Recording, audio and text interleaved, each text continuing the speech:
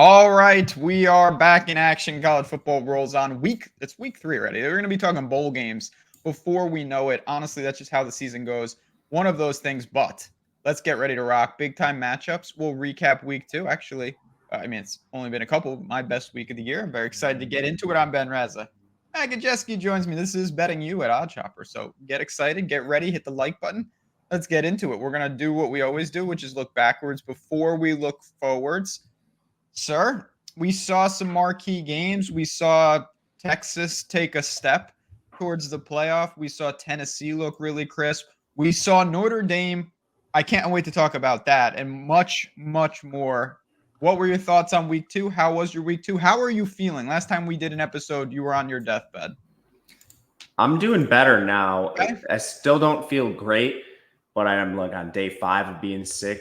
So I think I'm over the hump. But I don't even think it was necessarily a bad thing. I was in a worse spot for the show last Tuesday or Wednesday. We had to record because I had moved. The internet wasn't working in my apartment. It took a long time to get that all together.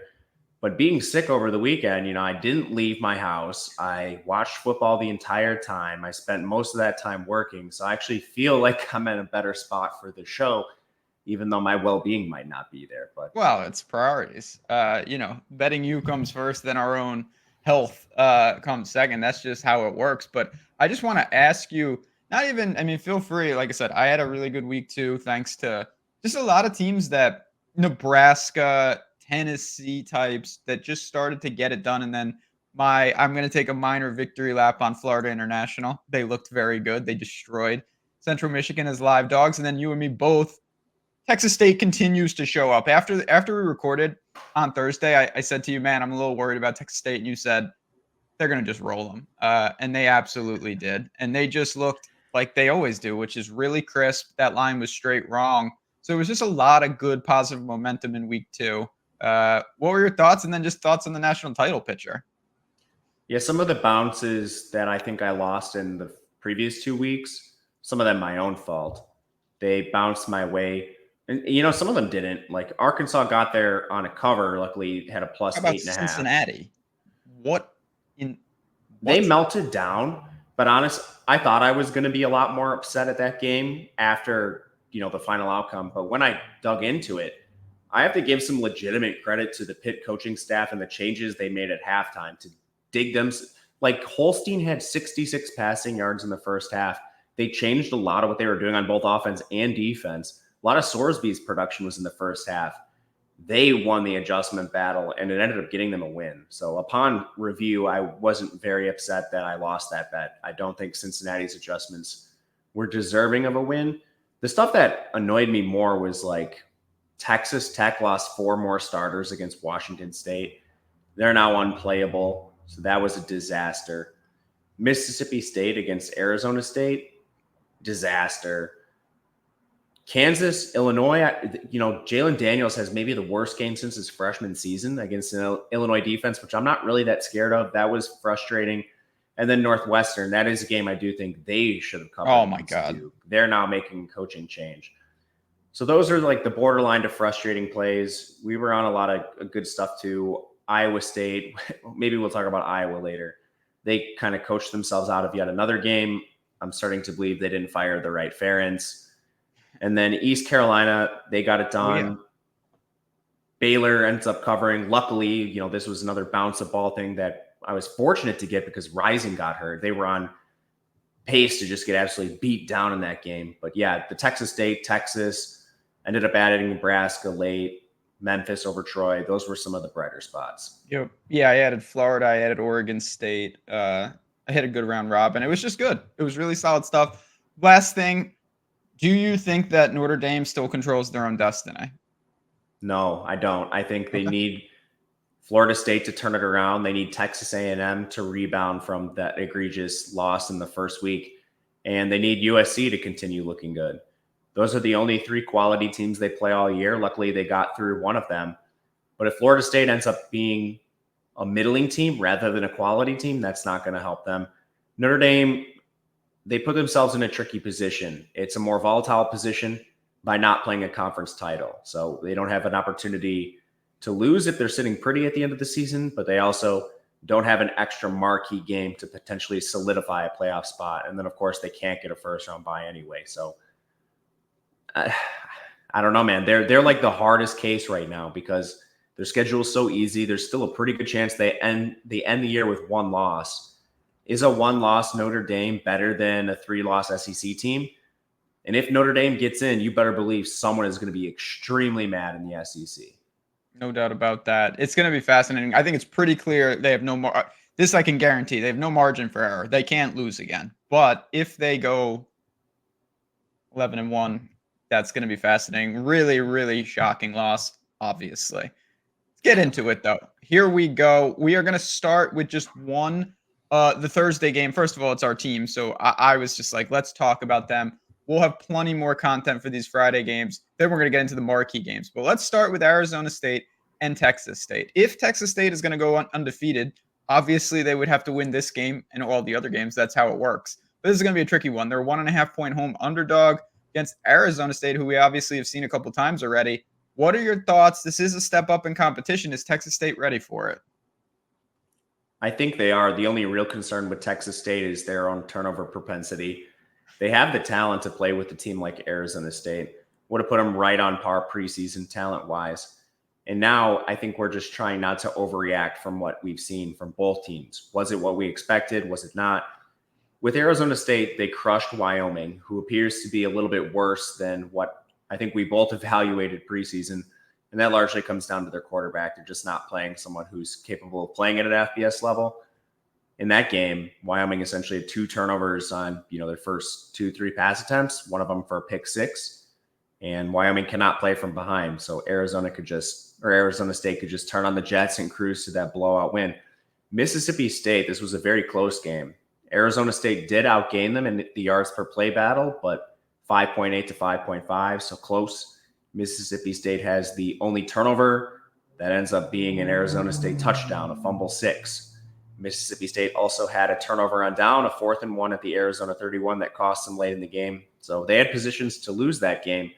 And Mississippi State is a bottom 3 team in the SEC from our preseason rankings. When you dive into the efficiency metrics for Arizona State, I still think there's a lot of concern. Against those 2 teams, Leavitt is still only completing 57% of his passes. He has 2 touchdowns, no interceptions, but he also has no big-time throws, no turnover-worthy plays. So it's good he's not turning the ball over, but he's also not actually elevating anyone in the offense. The offensive line is allowing 34% pressure rate. That's just how many times is he dropping back, and then what percentage of those is pressure being allowed. 34%. And a lot of that came in the second week. That's concerning. 4 drops. They barely threw the ball in the second game, and their receivers dropped 2 passes. That was a big concern for us heading into the year. Who are their receivers? They lost their best guy, Elijah Badger, to Florida late in the summer, and they didn't replace him. So I'm immediately concerned with what they're putting out on the field in offense. And then their defense just allowed 9.6 yards per attempt to Blake Shapen, who's not exactly what we would consider the most quality quarterback you're going to see. So you look at the underlying efficiency metrics, they're 53rd in pass blocking, 70th in run blocking. They're 67th on defense, which is pretty surprising, and they're 89th in coverage. Now you're playing Texas State. Not to mention the injuries are really adding up for this team. Prince Dorba, he's an edge. He's out 2 to 4 weeks. Sean Na on the offensive line, same timeline. Raleek Brown might return. I'm not sure it matters. He plays behind Cam Scativo. Their defensive line is just absolutely walking wounded too. Jamon Tapp didn't dress. Jeff Clark didn't dress, didn't warm up. Fite and Kanika got banged up in the game. We'll see what happens to them. Jordan Crook, one of their linebackers, he missed. Zach Swanson got hurt in the game, another defensive tackle. LaTerrence Welch, a defensive back, was in a walking boot. I mean, these guys are already decimated on defense. If it wasn't for, the crazy turnovers from Svoboda in week 1, I'm not sure we'd be thinking this defense is any good at all. So there's just a lot of concerns. And Texas State is way more healthy. We don't need to get into that. And their efficiency metrics are very good through the beginning of the year. Their marquee win, obviously, is just beating up on UTSA, who I believe was projected 3rd in the AAC coming into the preseason. We like their QB, McLeod. He's been nothing but efficient so far. He can run a little bit. Skill position players are loaded. Mahdi, they have a slew of backs. So I am a little worried just level of competition, but I still think Texas State is playable, even at an under 3 price. Yeah, it's our team. They show up. They've got a good coaching staff. Obviously, they're at home. They got some things working, healthier, and yeah, we were the watching the Lamar game paid a lot of dividends because they were just messing around in that game, trying to figure stuff out, and then we saw them for real last week. If they clean up the turnovers, always going to ride with Texas State. So keep that one in mind as I build out my card. I know that I will. Now we get to large games. Let's just put it like that. Quietly, Wisconsin has looked sluggish at best, and now they don't have the opportunity to mess around because Alabama's here. 2-touchdown spread. Should be a hostile environment for the Crimson Tide, but is there an upset chance here, or is this a spot where SEC just ends up out-talenting them? I didn't play anything yet in this game. I was waiting for some secondary markets to open because, first of all, Wisconsin's looked absolutely atrocious. Atrocious. They were outgained yards per play by Western Michigan. I know they won that game by 2 scores. Western Michigan had a turnover on downs, a 4th and 1 at midfield, which was immediately turned into a Wisconsin touchdown. I don't know, man. They missed a field goal in the game. Like, Western Michigan should have been closer to Wisconsin. And then South Dakota, man, 27-13. The yards per play difference was 5.7 to 4.6. And I think the reason the discrepancy was even that high is South Dakota had 9 penalties. So coming into this game, like, optimism all-time low for Wisconsin. Tawi Walker's banged up at running back, so they basically have Ches Malusi and a bunch of scrubs. I would anticipate Tawi playing, but he's not 100%. Jake Chaney got a targeting call. He's not going to play in the first half, one of their linebackers. The only concern I have with Alabama covering a spread is this O-line is banged up and really concerning. Caden Proctor still isn't played. Elijah Pritchett only played 6 snaps in their last game. And Wilkie Formby had an atrocious game. They're doing a bunch of weird stuff. They had to, move one of their guards out to left tackle. So they've been penalized heavily, giving up a ton of pressure. Got Milroe banged up in the game. He was limping around. Milroe also had a 70-yard touchdown that got called back on a holding. So, I mean, there's a lot of little things with this Alabama team right now, stuff that has shot them in the foot in previous games. And if it continues, it's probably going to limit them in a covering spot here. So instead of laying that big number, I think I'm just going to look at a Wisconsin team total under. Alabama's defense has been absolutely elite through 2 games. Now they've played Western Kentucky and USF. But those are 2 pretty decent G5 teams, towards the top of their conference, especially Western Kentucky. I know it's Coosa, but USF is a pretty improved team so far this year. And Wisconsin's been messing around with G5 teams and FCS teams and not putting them away. The freshmen in this back end for Alabama have really been living up to expectations so far. And it's nice they had that runway, but they're 6th in coverage right now. That was the biggest concern with the whole defense. Could they cover? Now, I don't know that they'll even need to because Van Dyke has been so bad. 60% completion, 6.4 yards per attempt. I don't know, man. I'm just selling Wisconsin, but I think rather than bet on Bama and some of the errors they've had early in the year, you could just bet on the defense and go under a Wisconsin team total, whether it's just Bama shutting them out or Wisconsin being just as bad as they have been. That's one that I've been waiting on. It wasn't available to me, just being a secondary market play. Yeah, it just it opened up, and you're going to be in that 16.5, 17.5 with a lot more juice range for normal numbers. Obviously, you can extend it up and down, but I see it. They have not looked. I actually caught a little of the South Dakota game. How do you end up catching those games, Ben? Because I just I put them on the secondary stuff, and I just kind of I watch them so quickly. I had no plans to watch it, but I was like, what is going on? I was just like, this is not. I honestly thought, and then we can move on. Coming off a lackluster Western Michigan performance, then I saw Western Michigan play Ohio State, and that went as expected. So I was like, okay, Wisconsin, they were sleepwalking. They'll like what Minnesota did to Rhode Island. They'll win 45-0, get it going and whatnot. They were struggling with them. So I don't know what is going on. Really, really concerning, though, in Madison. Yeah, I mean, he needs some of these elite recruits he's been getting to grow up fast, because the transfers, the guys he's bringing are definitely not it. And early returns on Van Dyke are bad. The O-line is uncharacteristically not playing fantastic. And man, this team is 93rd in run defense. Good luck with Milroe. Yeah, that's a big problem. Let's go to SEC country. LSU and South Carolina. South Carolina, that's what I'm talking about. You see, that's how you rebound. LSU, they were fooling around with Nickel State for about 5 minutes, and then they added like 40 points. I don't know what happened, but it doesn't matter. 6.5, 7, 7.5. The line's bouncing all over the place.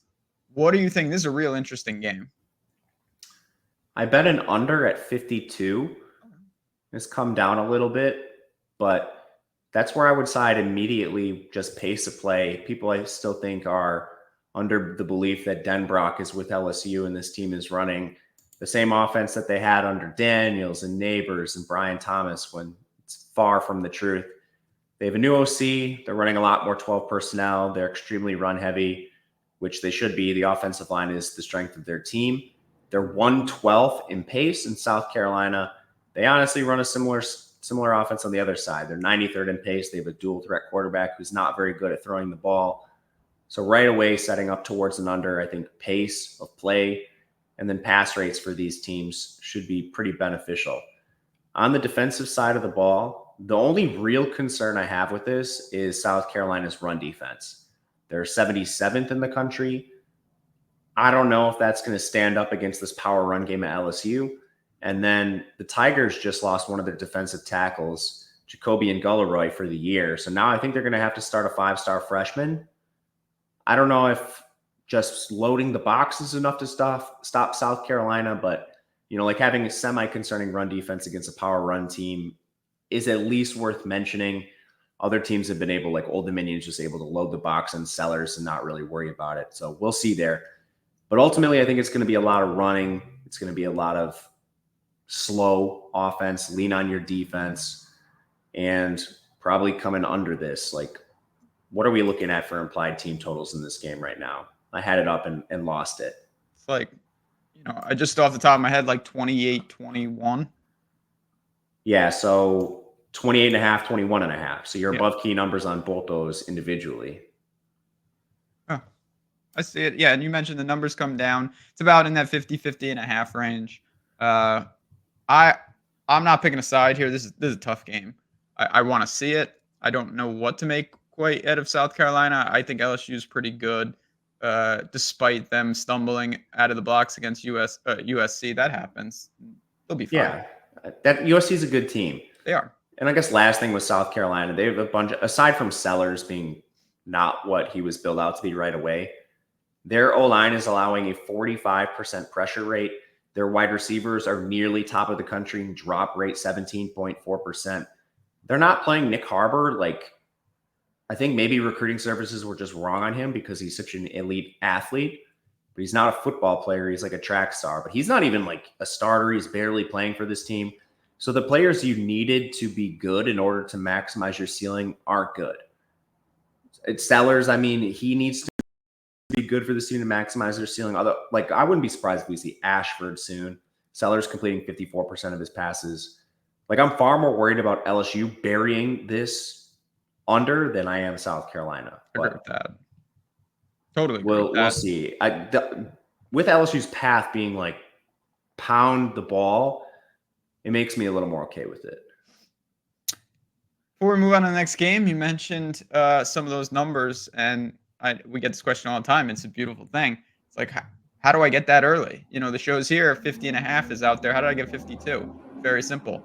Tails by Odd Shopper. It is right here. Come into this marketplace. You're going to click right in, and you're going to see all different types of content creators. Find who works for you. If you love college football, you got Matt Gajewski right here. You've got me right here. You can hop into our Discords. We're dropping plays early. We're talking through things. We want to make sure those are available, and that's the beautiful thing about it. You've dropped a ton of bets already. The links are below. Like I said, come get both of us. It's two great Discord communities. We would both love to have you. It's a really good commitment. I think a profitable one, and that is the key to getting. You were saying before the show, you got a lot of closing line value. I've not bet things yet, but you've put in a bunch of bets for week 3, have you not? Yeah, I think basically the whole point of my entire channel is to get these lines early. So we do most of our betting on Sunday and Monday. We bet 22 games, got closing line value on 16, got buried on 4 of them. So I mean, it's not all perfect. We do get buried Never is. sometimes. But like 16-4 and then 2 remain neutral. That's just this week. Links are below. Like I said, come on in, worth the commitment. There's 50% promo as well for me. Just really good stuff all around.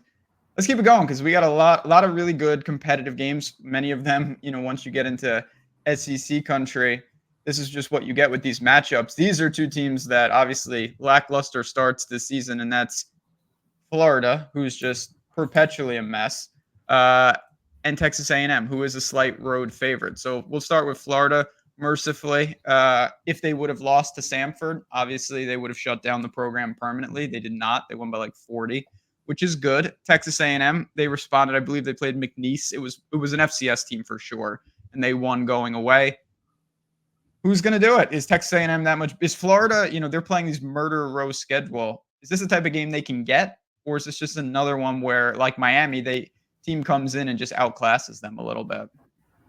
I had more interest in this game before it was announced that Mertz and Lagway are going to play. This is assuming Mertz clears concussion protocol. He's still in it, so that's not a guarantee. But I thought this is at like Sunday night when I was looking through these games. I thought we were going to have more quarterback issues on Texas A&M. People are already kind of calling for Reed to play more. Wegman has the disaster game against Notre Dame. There have been a lot of questions on his fit in the offensive scheme that Texas A&M wants to run. And the backup allegedly, I don't know this. The backup allegedly is supposed to be a better fit, but he comes out, he dices up McNeese before Reed comes in, who also was a good game. I just don't think we have a long leash on Wegman right now. And his underlying efficiency metrics are pretty bad. That's driven by the Notre Dame game mostly. The offensive line was more concerning than I thought it was going to be heading into the year. 33% pressure rate, that's an issue. 4 drops out of the receivers. They allowed a ton of rushing production to the Notre Dame backs. They even allowed 4.7 yards per carry to McNeese, which mainly came when the backups were in, but still not great. It's an FCS team.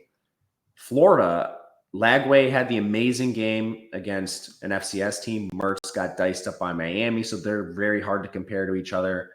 The offensive line there was also a concern, 26% pressure rate, most of that coming against Miami. Their defense was a huge concern. They allowed 11 yards per attempt to Cam Ward. I think breaking them down side by side, I think A&M has offensive line advantages, especially run blocking. But Florida is somehow very good at run defense. They're 5th in the country there so far. Just a very greasy game with a lot of unknowns at the QB position for both teams. It's a stay away from me right now. I will say I lean Florida just taking the points with the home team in the swamp, but wish we had some clarity on QB. Maybe a live spot for me. I'm not going to waste anybody's time. There's a lot of games on the board. You have a line on that, more power to you, because I certainly do not. This is going to be a competitive game. I think it could go either way. Spread feels about right to me. The next game, though, I might do something I don't know if I've ever done on the show. I might put in this bet and feed it to Discord on the show, particularly if I get your blessing, because this is a team that I was really disappointed. It was a wacky game, but Penn State handled them in Morgantown, no doubt about it.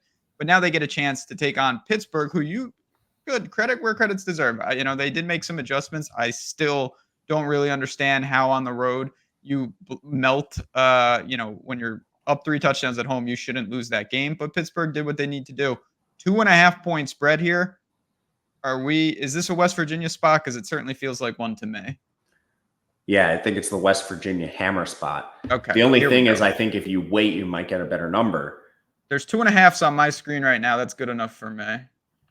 I have 2.5. I saw it 2 yesterday, so I was just like, I'm putting this in right now. So you can see, by the way, this is why you want to be inside the Discord. This is about to feed to our Discord in real time, because I'm with you. There is a minus 130, but yeah, we'll keep an eye on it. Anything inside a field goal, put me down. This is one I'm going to be betting. So credit aside from Pitt, they did a great job adjusting in the second half. That's the credit they deserve. Cincinnati still missed a field goal. Cincinnati still had Pitt stopped on a 3rd and 4 deep in their own territory and got to delay a game, giving Pitt an auto first down. So, I mean, 2 direct paths to win the game without just pure stupidity, and they failed both of those tests. And Pitt comes out with a win. Now, Pitt did gain 7.3 yards per play to Cincinnati's 6.0. If you look at the 2 halves, there's wild discrepancies there. But let's just go back to our priors and then evaluate what these teams have done. So West Virginia, we thought was an awesome team. They played a top 10 team in the country in Penn State and lost. Didn't play to the spread, so maybe not quite what we expected, but not that far off. Then they play an FCS team, roll them. Okay. Nothing's really changed, in my opinion, for West Virginia. They're one of the healthier teams in the country, so no injuries to really parse through. Pittsburgh played Kent State, the worst team in the FBS, demolished them. Everyone got super excited. Then they play Cincinnati, who's a middling team in the Big 12, maybe below average. Their win total was hovering between 4.5 and 5.5. They have an outlandish come-from-behind victory, and now we're making this a 2.5-point spread.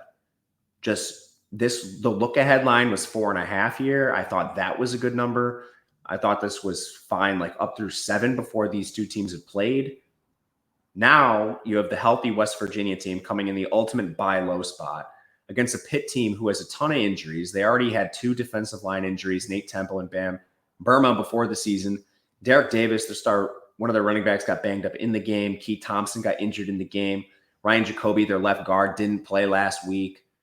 They're the more injured team for sure. I just don't know how this team is possibly going to handle the Garrett Green, Jaheim White, any of the combinations we're talking about here.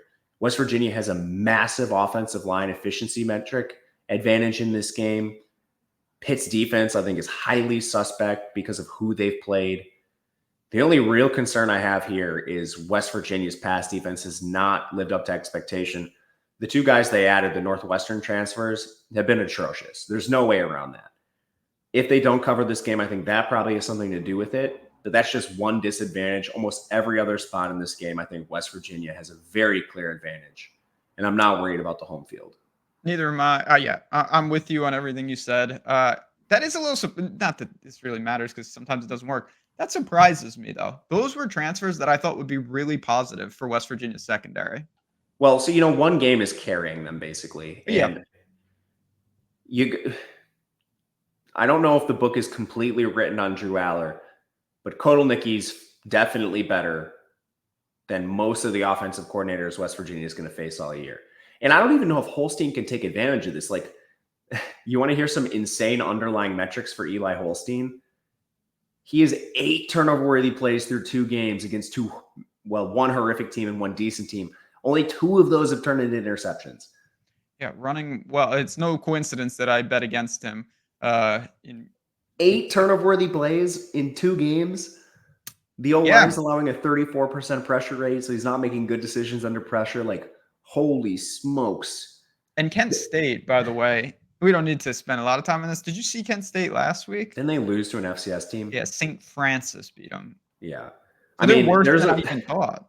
It's insane where there's a world right now where Holstein has some combination of 8 interceptions and fumbles, and he only has 2. Yeah, that world's where I want to be living because I would have more money than I do right now because there's no way they would have won that Cincinnati game. But that is neither here nor there. All right, let's keep it going. These are 2 teams that, I'll be honest, I've watched a lot of college football through 2 weeks. Not sure I've seen either of these teams in a decent margin. I watched TCU and Stanford for a little while. I haven't seen UCF, but I was pretty bullish on them coming into the season. Good competitive test for both of them, and the line indicates that. You're talking about basically a pick 'em. Both sides are getting like a point depending on where you shop it. What is your lean here, and what should be a real good matchup? It's UCF even on the road. Like UCF has that ultimate home field advantage, which we don't get to take advantage of here. But I did take a +2, going down to +1 or wherever it is now. It's not a huge line movement. I think you could also just look to the money line. But again, what have these teams done? UCF basically did everything we expected. They slaughtered an FCS team. And then they also slaughtered a very improved G5 team in Sam Houston, who looked good in their week 1 game. So I think everything is on track for UCF. They have a full, clean bill of health from what we expected in the preseason. Jefferson is 4.5 yards per carry, running that option style. Gus Malzahn offense is very good doing so. Their receivers only have one drop. That was a big concern for me. Gil line has been good for this team. They're getting great defensive play. And while it's been against subpar competition, they have some very good transfers like Nigel Kelly from Miami, like really good players that generally don't have any business playing at UCF, but I think their jump into the Big 12 has really helped them land some of those guys. From a talent perspective, I think this might come as a surprise to somebody. I think UCF's just the straight up better talent. Then we go to the TCU side, a team that's kind of been rebuilding. I still have questions. This team has a lot of injuries. Shad Banks at linebacker, Cam Smith at safety, Dylan Wright at receiver. They didn't play. Jordan Bailey got hurt in the game. One of their safeties, Bud Clark, was out. He should be back, though. But when you look at these two teams and kind of just parallel some of their high-value position players, skill groups, it's Josh Hoover versus KJ Jefferson. I'm not sure Josh Hoover is good at anything. I think he's kind of just average across the board. He definitely can't run. KJ Jefferson's among the best runners in college football. Josh Hoover has one big-time throw, one turnover-worthy play. Luckily, he's throwing to some elite pass catchers. KJ Jefferson, 3 big-time throws, 11.5 yards per attempt. And then on defense, I think we have a pretty decided advantage towards UCF. TCU is basically rebuilding their whole defense with a new DC, changing schemes. And it's been a little bit concerning at times. You know, they have the single-digit win against the Stanford team who's kind of rebuilding themselves. A very ugly game as well in that contest. TCU is missing field goals, fumbling at the Stanford 4-yard line. There are definitely concerns with TCU, in my opinion. So I'll take the points with UCF while we have them. Yeah, listen, obviously, if this game was in the bounce house, it would be a completely different spread. But I'll call for UCF to go on the road as well. Not anything that jumps out, but yeah, you've got some options. You can grab a point and a half out there if you shop it. You could also take a money line and just go that route. So should be interesting. I'm not the biggest TCU guy either. We got so Georgia played basically. They had a bye last week. They played Tennessee Tech. Obviously, they won. Kentucky. I don't know what's going on with Kentucky. And this is a 24-point spread. Kentucky's at home. 45-point total. So clearly the books don't think Kentucky's going to move the ball. Georgia hasn't allowed a touchdown yet. Go ahead. You got anything for this? Because this is pretty bad. I was debating playing Kentucky or passing, just largely because Georgia doesn't really put away teams. No. We saw them cover very seldom last year when they were big favorites like this. And the pace of play is atrocious in this game. Georgia's playing very, very slow right now. Kentucky playing even slower in that Bush Hampton offense. We've got the 122nd ranked pace against the 125th ranked pace. Georgia's defense is the stone nuts. We already saw Brock Vandegrift completely melt down and get benched against South Carolina. Now he's playing his former team with a much better defense. That's mostly healthy, by the way. The only guy that I'm really concerned about is Michael Williams. They had a bunch of in-game injuries against Tennessee Tech, but their press conference was positive. It seems most of the absences in the second half were just precautionary and that most people will play. So it's kind of just Michael Williams I'm worried about on the edge. And if you're missing one player on Georgia's elite defense, who cares? On the other side, Kentucky, I have more concerns with. Jager Burton left their last game early. That's their left guard. Their O-line is already atrocious. They're 122nd in pass blocking, 80th in run blocking, can't lose starters. Keyshawn Silver, their defensive tackle, he left the game early. Not sure he plays. That would be a big problem against ETN and company. Even right tackle Jared Mincy had to put a brace on his knee in the middle of the game. He probably plays through it, but I mean, you have a left guard who missed a lot of time. Mincy, who is playing clearly injured at right tackle. They're kind of playing musical chairs outside of that. I don't know. That's the big concern for me is they just don't score any points. Is this a race to 24 and Georgia covering the spread? It very well could be. So it's a stay away from me. It's somewhat interesting at a 24.5 on the Kentucky side, just mathematically considering it should be a really slow, low scoring game. But, I also don't want to bet against Beck. He might just, and ETN. those guys might just efficiency their way past the spread. So I think it's going to be a full pass. There is a 24.5 out there at -115. So if you are looking to back that side, that's a half point that really is important. This game could land on 24. There's definitely equity of that type of output. So Kentucky, we'll see. I'm not super convinced that they're just awful, but I'm more with you. I'm in no rush to get it. If I do, I'm not laying 24 points on the road. I don't care who it is. So it would be Kentucky or pass, but it may just be. To their credit, I think they beat themselves rather than South Carolina really doing better to beat them. It's easier to clean that up. If you just suck, there's nothing you can do. I mean, I'll tell you who, we're going to find out more about this team, but I'll go back to, again, my victory lap. Part of the reason last week that I played Florida International is because I think Indiana's really good. And Indiana handled them in week 1, and I thought that transitive property style, that was not as bad of a loss as it seemed. And then Indiana won by 80 points against Western Illinois or whoever the hell they played. It was Western Illinois. UCLA now is a much better test, but I'm pretty bullish on Indiana in life. I watched a little of UCLA take on Hawaii. I wasn't impressed. 2.5, 3-point road favorites for the Hoosiers. Do you have a lean in this game?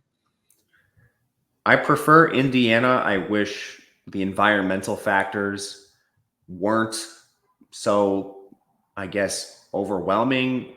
UCLA off a bye, Indiana traveling across the country. Who's a week 2 bye? I mean, come on.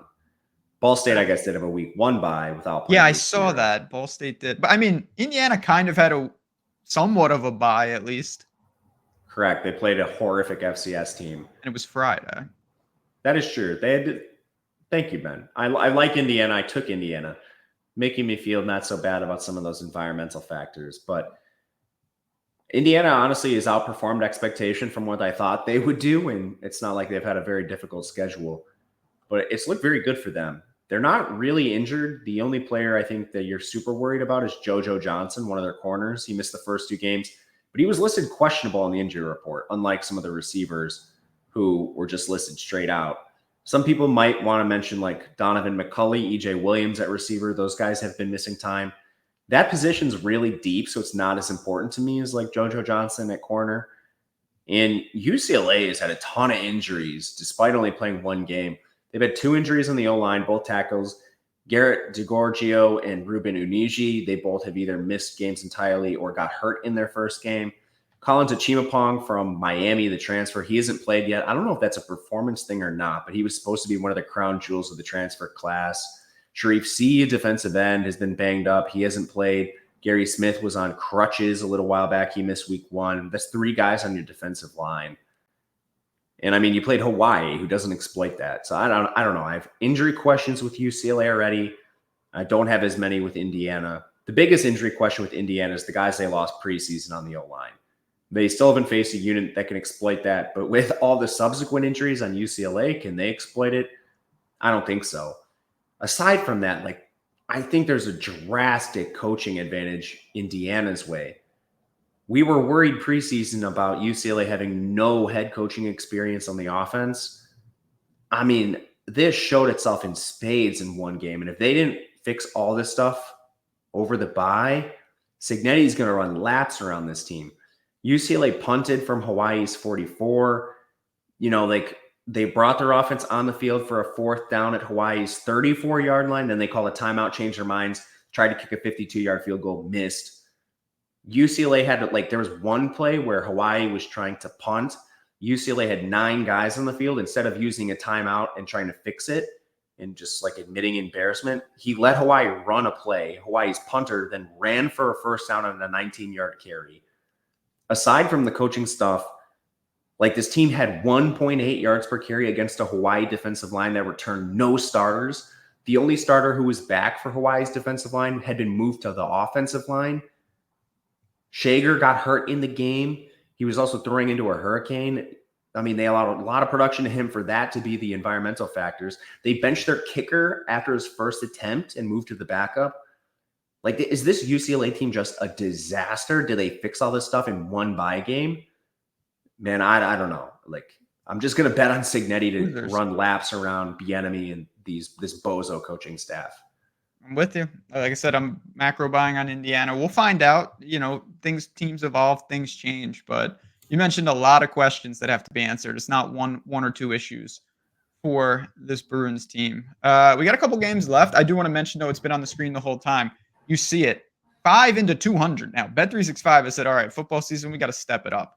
Bet 5, get $200 in bet credits at Bet365. If you're in a state that has it, take a minute or two, and it's going to be a pretty damn good ROI. You sign up, you bet 5, win or lose, you get 200. Link is below. You got to be 21 plus, 18 in Kentucky. But again, with all these games, all these sports, it never hurts to have bonus bets at your disposal to fire on some parlays, take some shots, and if you lose it, you're right back where you started. And if you didn't, you may have a bankroll that lasts you the entire season just by clicking a link. Civil War time, Oregon and Oregon State. I wanted to ask you before the show, actually, when we were talking about it, quietly, Oregon has looked like a dumpster fire in 2 games. Now, they've survived and they've got no damage. Maybe Boise is actually a lot better, and they just didn't look good in their first game because they gave them a lot of trouble. Oregon was lucky to escape at home. What does that mean? Because Oregon State, I don't think is any good. I watched them against San Diego State. San Diego State is definitely not good. This is going to be, an emotional rivalry game. Obviously, the conference has been torn apart, but we still have a north of 2 touchdown spread. What are your thoughts on this rivalry game? Yeah, the total's really low. Pace isn't great. Oregon State's going to play super slow. Should be pretty run heavy on their side. So I'm a little worried about the total affecting everything in the game. Oregon minus 16 in this kind of game environment is where I'd prefer to go or just pass. And I think I'm going to pass, but I don't know. Maybe we'll take like an Oregon State team total under or something. Because basically, so far, I'm trying to find an opportunity to short this Oregon State team. So many questions underlying, like Giovanni McCoy, 61.5% completion for 7 yards per attempt against a hopeless San Diego State team. That's real concerning. Everything that's good on his efficiency profile came in that week 1 game. And that was against Idaho State. San Diego State is probably not all that much better than Idaho State. Or not. So for that to be like the jump the jump you're making and your efficiency to drop that much is real concerning to me. This team, I think, has a ton of concerns. They allowed 8.1 yards per attempt to Kobe Tracy. That team played 3 QBs. I don't know why. Maybe it was injury. I didn't watch. But 2 of the backs for that team had 9.8 and 12 yards per carry. I very extreme questions with the defense. When they played San Diego State, Danny O'Neal got hurt in the game. He had to put a knee brace on. The guy's like walking around, walking wounded. So then all you had to do was stop Marcus Cooper. Easy enough. They also fumbled on the 2-yard line. So I don't know. That probably shouldn't have been a shutout. Oregon, I think you can still hang your hat on a lot of stuff they've done well. Gabriel's completing almost 85% of his passes, 9 yards per attempt. Not a single turnover-worthy play. The biggest concern for their offense has been their O-line. They still haven't had Matthew Bedford. He needs to come back. Luckily, he warmed up before Boise and didn't play, so 1 extra week, you'd think he'd be back here. Their O-line's allowing a 28% pressure rate. It's been just straight musical chairs without him trying to find the best 5. So hopefully he can be a solidifying presence, because if he's not a stud, this team is, I think, cooked when they start playing the better teams in the country. Like, you're not facing Ohio State's front with this offensive line and expecting a win. Otherwise, they're fairly healthy. It's just like Cam Alexander, Julia Florence. I'm not sure those guys are significant contributors anyway. And then Oregon's defense, their only real crack so far has been against the run, but that's entirely Ashton Genty. So my question is this unit actually bad, or is just Ashton Genty the best running back in the country?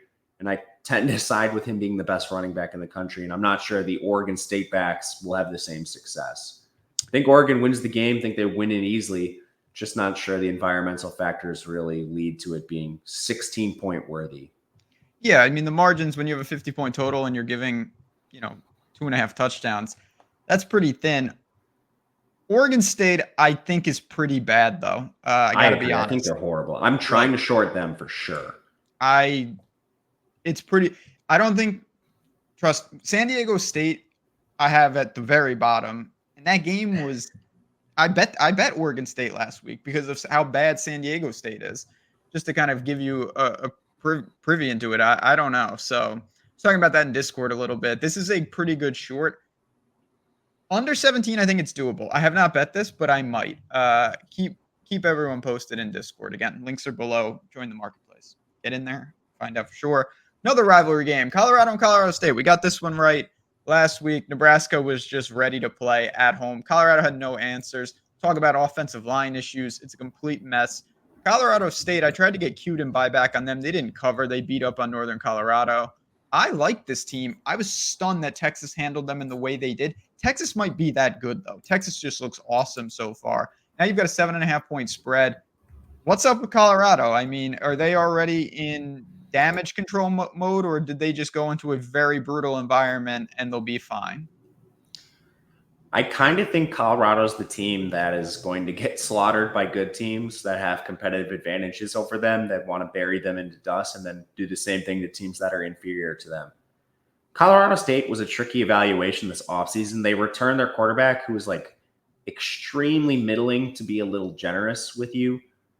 And he's been bad so far to start the year. 62% completion, 5.8 yards per attempt, 2 big-time throws, 2 turnover-worthy plays. He can't run the ball. The O-line is allowing a 25% pressure rate. That's definitely not a strength. They're 118th in pass blocking. I mean, I think foundationally there's just too many holes with Colorado State. Biggest thing in the entire game is Torrey Hurton got hurt. And the quote on him is too early to tell. It was a groin injury.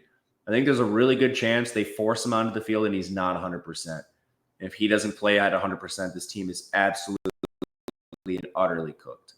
They're playing a Colorado team that has at least like 5 NFL players. Like, I understand there's concerns. I understand there's a lot of talking points. But you have Shedeur Sanders, who's still averaging 9.6 yards per pass attempt. Talk about his bad plays, pick six, talk about whatever you want. Every time he drops back to pass, he's throwing for almost a first down. Colorado State is not stopping that. He has 1 turnover-worthy play and 2 interceptions. Generally, you see the ratio skewed the other way. You have usually double the amount of turnover-worthy plays compared to interceptions. Right now, that's the reverse for Sanders. He's gotten the absolute worst outcomes possible for what he's put on the field. And he's, to his detriment, has been vocal about this because people have been roasting him in the media. And I think he's just giving you straight talk. Like, there was a wrong route on the pick six. The offensive line has been terrible. So it's like, call it bad leadership. Call it what you want. Call it the truth. 35% pressure rate's egregious. Fortunately for him, Colorado State this team is so bad. This team is 109th in pass rush. I mean, good luck. Good luck. I think I've been trying to get a 7 on this. I think Colorado State might lose by like 21 points. So the thing that I think is fascinating about this game, and it's good if you have an angle, I can't think of another team in the entire country that has a larger discrepancy in their 2 opponents so far. That's the one thing that has me hung up. Colorado State played Texas, and then they played an FCS school. So, like, obviously against Texas, they looked completely inept. And obviously against an FCS school, they didn't look like world beaters, but they handled them pretty easily. This is clearly an opponent that's in the middle of those 2. I just don't know what was more true of the real Colorado State. I kind of like the over. We saw this game get out of control last year. It's one of the wildest games I saw all year. I'm not saying it gets to that level, but I kind of like the over. I think there'll be some explosive plays on both sides. I haven't bet anything yet. I agree with you on the over. Colorado State has been uncharacteristically slow so far. They're 117th. Yeah, that is surprising. I think it'll change. Like, this is also a 1-game sample for them because you don't include FCS games in pace of play stuff. And against Texas, they were probably just trying to slow the game down to get out of there without getting everyone on their team hurt. So that's at least worth mentioning. I don't know, man. This Torrey Horton thing has me very, very scared for Colorado State. He's their only good player. That would be a big problem. I do think their quarterback is not good. There's no one on their defense who's any good. This team is a bunch of really bad players outside of him. And Marshall's pretty good at running back. I'll give him some credit. Yeah, we'll keep an eye on this. It's an interesting game, though. Obviously, it's another Shiloh rivalry. did get hurt, for what it's worth. I don't know if that matters to you. What'd you say? Shiloh broke his arm, I think. Yeah, I saw that. I mean, Colorado, the depth is going to get Colorado as the season goes on. It's going to get worse and worse because the depth was always an issue. But I agree with kind of your macro approach. Colorado's going to beat up on the bad teams, and when they play the good teams, they're going to get hammered, just like last year. My best bet of the year last year was Oregon against Colorado. I had that game circled for a month, and it was like 50-0 at halftime. It's going to be like that again. I don't know if it's here, but I get it. All right. So we got to get to this. This is a cool game. Memphis, who we both Troy is awful. Knew that. That's another one we got right, which was useful. Taking on Florida State. I don't know, man. Florida State obviously has, of every team in the country, it's pretty clear they've had by far the worst start to the season. They're cooked. They've got nothing going on. It's 6.5-point spread. This does seem like a decent overreaction, though, in my mind, if they've got anything left. I just don't know. Does Florida State even have anything going at this point, or did they pack it in 2 weeks into the season? I'm not sure. I took a Memphis plus 6.5. It moved down to plus 5. It moved back up to plus 7. You might be able to still get that. I've seen it at plus 6.5 in a lot of places this year. But I mean, the sample's been extended pretty far now with Florida State just playing atrocious football. And the underlying metrics are like horrifying. They're 98th in pass blocking. They're 102nd in run blocking. They're 128th in total defense. They're outside the top 119 in every single major defensive metric. It's not just UCLA. Everyone's played bad, and they've played Georgia Tech and Boston College. Georgia Tech just lost to Syracuse, who's completely rebuilding their team. We haven't really seen much out of Boston College after the Florida State game. They believe they played an FCS team. Yeah, they played Duquesne. I didn't even know they played football. So, I mean, are we impressed really with what we've seen from the opponents? I mean, like, is Memphis that much worse than Florida? Or excuse me, is Memphis that much worse than Boston College and Georgia Tech? I don't think they are. Like, Memphis is on the short list of teams that might make the college football playoff from the G5. They're almost fully healthy. The only guy who's out is their running back, Sutton Smith. Needs a change of pace. Their first team running back, Mario, is a former SEC starter from South Carolina. Hennigan's a veteran passer. Now he's playing in the AAC, so take this for what it's worth. But so far, he's looked great. 6 big-time throws, 1 turnover-worthy play. He can run, and this is against weak competition, North Alabama and Troy. But fortunately, he's played for multiple seasons. We can go back and look at efficiency metrics from previous years, and it's been solid for him. All his receivers are back. Running backs upgraded. Take a South Carolina transfer. The big question for them this year was their defense was horrific last year, and they went out and they addressed it with a ton of transfers. This will be their big test. I don't know. Fortunately, it's not like they're playing a juggernaut on offense. UCLA's been bad. I'm not breaking any news there. 58% completion. He somehow does only have 1 turnover-worthy play, but that's not really the issue with him. He's not turning the ball over a ton. The problem is he just can't deliver it to his pass catchers. And when he does, this team is one of the highest drop rates in the country. They're over 13%. The O-line has also been crap, 35% pressure rate. I don't know, man. Like Jeremiah Byers on the defensive line's also been out. There's no timetable for his return. They just lost Jalen Lucas for the year. He was a third-string running back, but he was also one of their best special teams players. He's gone now. I don't know. This is hard, man. I see where you might think this is an overreaction, and how is Florida State not like a 14-point favorite? But I think if you can take a touchdown, it's probably worthwhile on Memphis. Yeah, I struggle with it because I like Memphis, and I think they're a dangerous team. I kind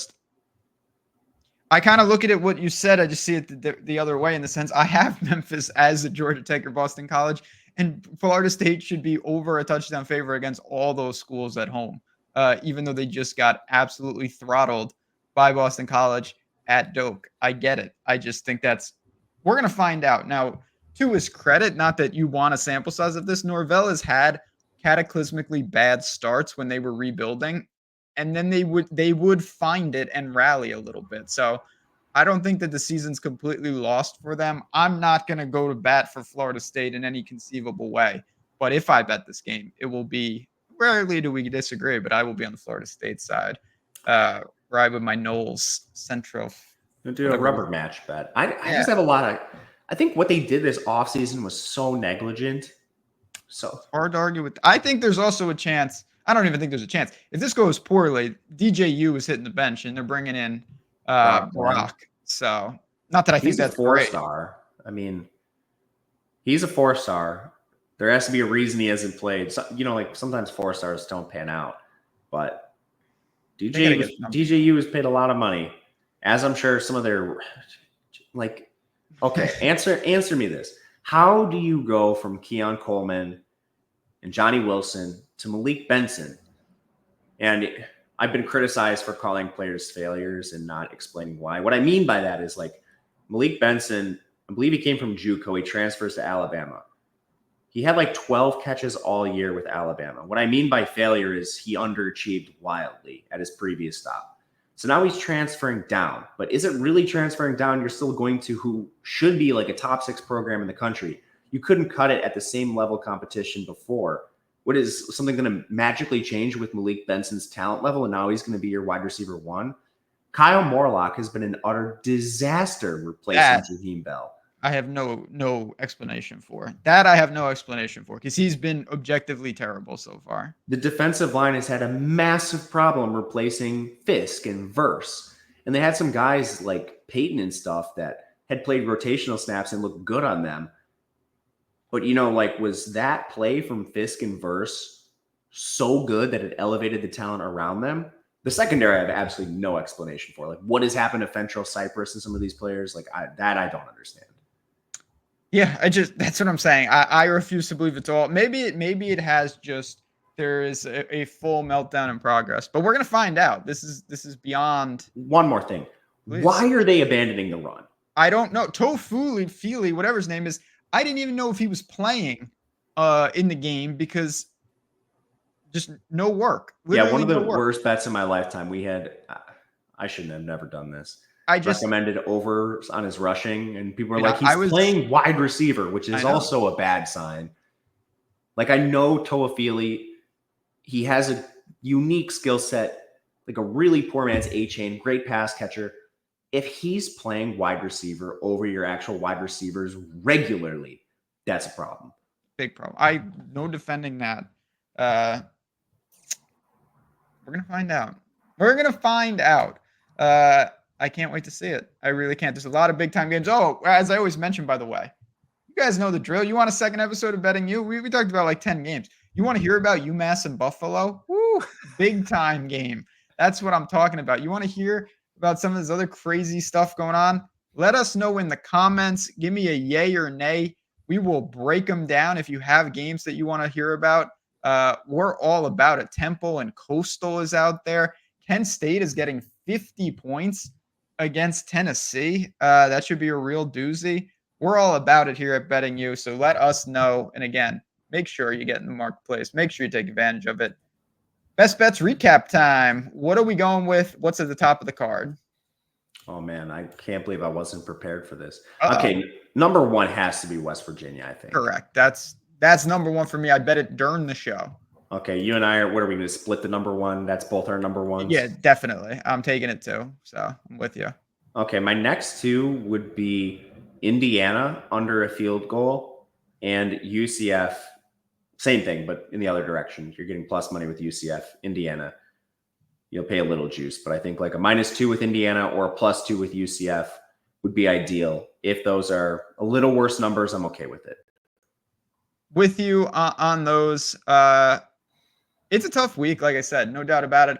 I'm gonna trust kind of just a read of mine from the preseason that Colorado State's gonna pick up the tempo. I'm gonna throw an over in there, over 58.5. I just don't understand why there would be such a decrease in pace, and I'm gonna say that Texas is just a complete outlier for what's really going on here. This will be a more competitive game, even if Colorado smokes them. I think that might be a good thing for my over. So I'm with you. I like a lot more egregious games than big time games. I haven't even built out my card yet, but I wanted to throw that one out there as we wind down. Oh yeah. How about Auburn, by the way? I'm with you on the egregious games. Our egregious episode might be longer than this one this week.